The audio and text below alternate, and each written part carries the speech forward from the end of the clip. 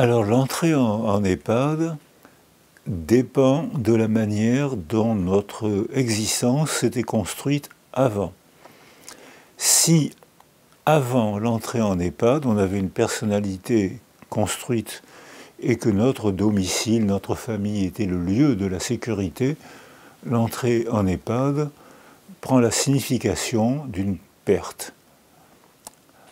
Si avant l'entrée en EHPAD, mon domicile devenait le lieu de l'angoisse, je suis seul, je tombe souvent, je ne peux plus faire mes courses, l'entrée en EHPAD devient un moment d'espoir.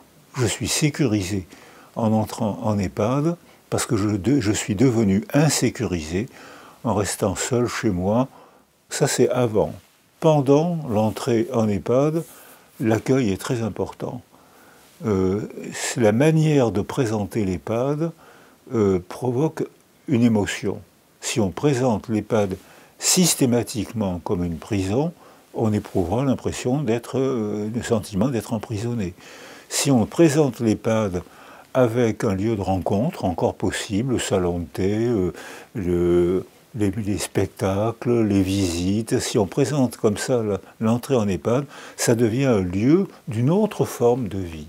Je vais vivre autrement.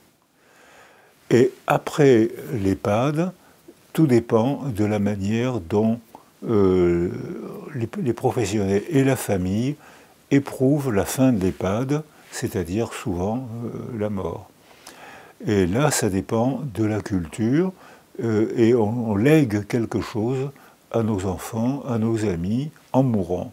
Donc le schéma de raisonnement que je propose, c'est la signification de l'EHPAD peut être très différente et même opposée selon avant l'EHPAD, selon ce qu'on était avant l'EHPAD, selon la manière dont on est accueilli en EHPAD et selon la manière dont les récits culturels présentent l'EHPAD.